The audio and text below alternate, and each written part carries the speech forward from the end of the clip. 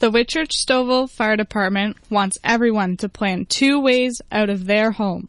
If a fire broke out tonight while you were sleeping, would you and your loved ones be able to get out safely? Take a few minutes to plan your escape from fire and practice it with everyone in your household. Arrange a meeting place where everyone can meet and call 911 from outside of the home. This is a message from Whitchurch-Stouffville Fire and Emergency Services.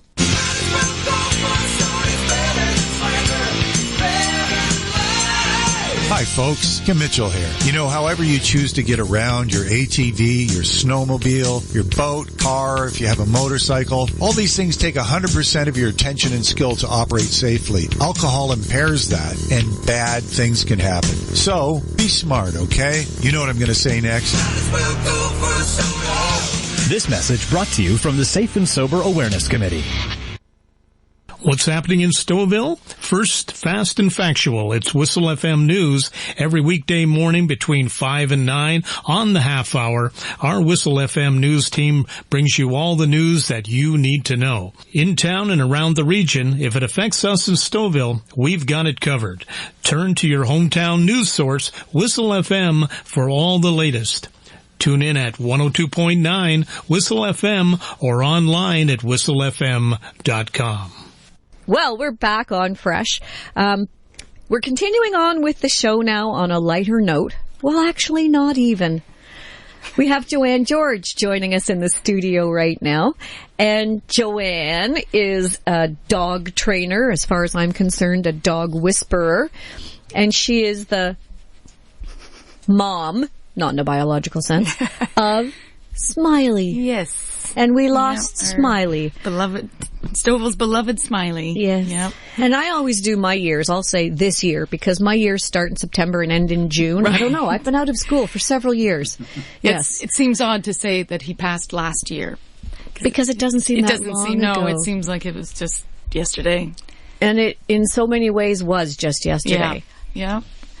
Nobody will get over that. Right. So we see the picture still, and he's got a Facebook page still, and Smiley will always be in the hearts of everyone who knew him and everyone who came in contact with him, and even for those people who never met Smiley, but felt that they knew him from his social media presence. Yeah. And you know, there's a lot of people who say a lot of bad things about social media, and we all gripe about it on a regular basis.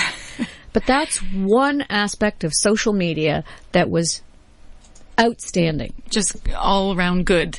It was just happy, good, positive stuff. Here's a video. What's the video of? Yeah. I'm smiling from ear to ear. Mom, what are you looking at? And I said, Smiley, what's he doing? Nothing. He's walking down the road. That was everybody's favorite. And you know, well, he's not walking in a straight line. Okay, there he is again. He's wandering across now. You know, it's just the craziest thing. Yeah. When people start saying that social media will kill us all and that, you know, artificial intelligence will be awful because of what artificial intelligence is absorbing from YouTube videos. Yeah, there's a lot of garbage out there. But you know what? I think human beings are, in general, really good people. And when we have stuff like, if that artificial intelligence was only watching the Smiley page. Yeah. That's right. What wonderful good things would that artificial intelligence absorb? Right. Just wholesome goodness. Yep. And I think that's what was something so appealing. That kids, and I loved that, you know, parents welcomed their kids to come onto Facebook and Instagram for them to follow Smiley because it was all good. There was, you know, there was never any haters. There's, you know, nothing negative, just all positive and inspiring stuff, you know, just to see his pictures and see his happy face and see what he was doing for the community and for the world. And it was just, I felt good giving something like that to everybody. You know, I saw and how much it... Yeah, people could express themselves to Smiley in a way that they couldn't to another human being. I can actually picture Smiley going to Humboldt and helping all those families and the players. Yeah, absolutely. Because that's where he would have... That was his forte. He just had this way of... very magical, angelic way of... making you feel comfortable. Yeah. You were always feeling safe and comfortable when Smiley was around. He was very special. He was.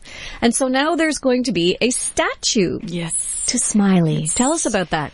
So we commissioned a statue to be made of Smiley, showing him holding up his paw, sort of, reaching out to people. So, and anyway, it was sculpted by Lena Torich in Salt Lake City, Utah. The clay is finished now. We went to visit it a couple of weeks ago, and now it's going through the bronzing stage. And in 3 months, it will be ready, and it will come here to Stouffville.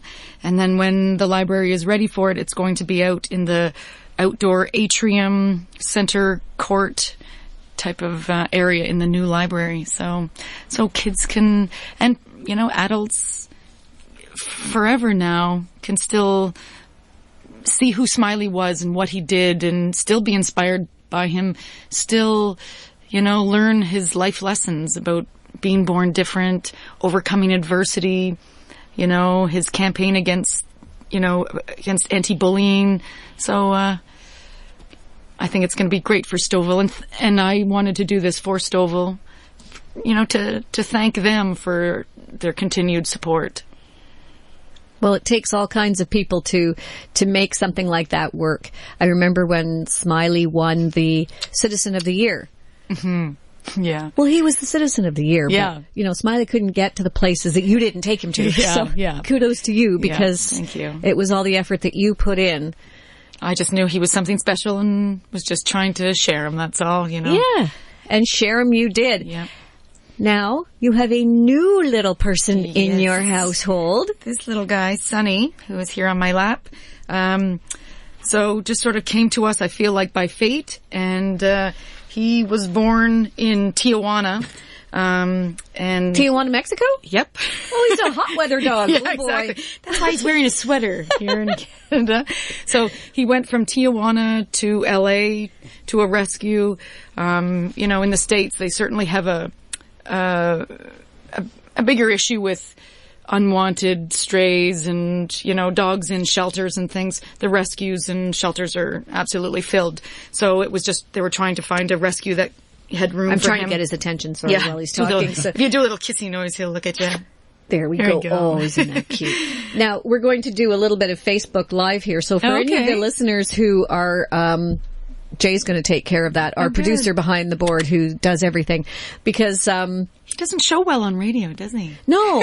I mean, he's still cute for radio. He's still cute on the radio. Yeah. It's just not the same. Exactly. So we thought we'd do a little bit of Facebook Live so people can get a look at him, and then when they're listening to us talk about him and therapy dogs in general and buying a puppy, that you'll see who he is. There he is. I have to mention that little Sonny, which we called him, was born with the same condition as Smiley. He was born without eyes, and he certainly appears to have the dwarfism thing that Smiley had going on, because he had 2 litter mates, and they are literally 3 times the size of him. He's very, very tiny, but he has no eyes at all, so he has no sight.